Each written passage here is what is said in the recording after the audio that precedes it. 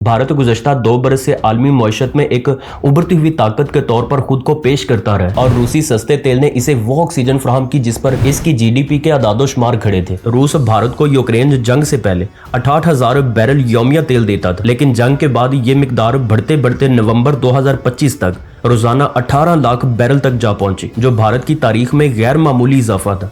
यही वो तेल था जिसे भारत रिफाइन करके यूरोप के लिए डीजल और पेट्रोल में तब्दील करता और भारी मुनाफा कमाता। भारत की तरक्की के चर्चे इसी दरामदशुदा मुआशी ऑक्सीजन पर कायम थे, लेकिन ये सारा खेल उस वक्त यकदम बदल गया जब अमेरिकी सदर डोनाल्ड ट्रंप ने रूसी ऑयल कंपनियों रोजनिफ्ट और लोक ऑयल पर सख्त पाबंदियां आयद की और साथ ही भारत को इन पाबंदियों पर अमल कराने के लिए शदीद दबाव भी बढ़ा दिया। और इस दबाव का नतीजा ये निकला कि भारत की 5 बड़ी रिफाइनरियों ने दिसंबर तक रूसी खाम तेल के कोई नए ऑर्डर देने से इनकार कर दिया और इसके साथ ही अमेरिकी सदर ने भारत की बरामदात पर टैरिफ दुगना करके 50% तक पहुंचा दिया। यूं भारतीय मईशत की सांसें अचानक फूलने लगी और एक्सपर्ट्स ने भी साफ अल्फाज में कह दिया कि 8 से 9% जीडीपी ग्रोथ का हदफ अब महज ख्वाब है। अमेरिका और यूरोप ने भारत को पिछले चंद बरसों में गैर मामूली रायतें इसलिए दी थी कि वो इसे चीन के मुकाबले में बतौर स्ट्रेटेजिक पार्टनर खड़ा देखना चाहते थे, लेकिन मई में पाकिस्तान के साथ तो होने वाली मुख्तर मगर फैसला कुन झड़प ने वो तमाम खुशफहमियां तोड़ कर रख दी और भारत 2 दिन भी डट कर न खड़ा रह सका और यूं अमेरिका की नजर में वो एक गैर भरोसामंद शराकतदार साबित हुआ। यानी जब एक मुल्क खित्ते के निस्बतन छोटे हरीफ के सामने कमजोर पड़ जाए तो फिर चीन जैसे ताकतवर मुल्क के मुकाबले में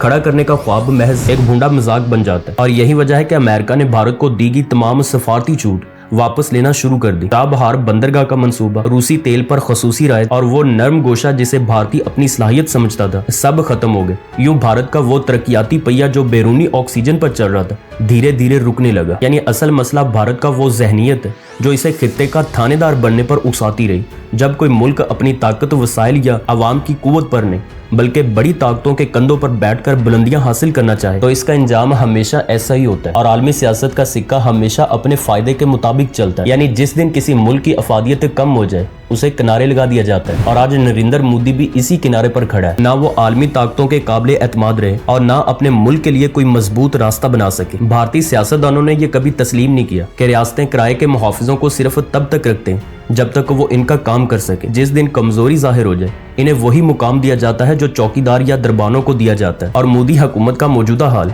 इसी तलख हकीकत का अक्स है। ना वो अपने मुल्क के रहे, ना आलमी इक्तदार के खेल में इनकी पोजीशन बरकरार रही। यानी भारत आज उसी जानवर जैसा बन चुका है जो मालिक के कदमों में रहकर खुद को शेर समझता है, लेकिन जिस दिन मालिक को ये मालूम हो जाए कि इसमें तो डराने की ताकत भी नहीं रही तो इसे प्लेट में वही कुछ डाल दिया जाता है जो बाकियात में बचता है।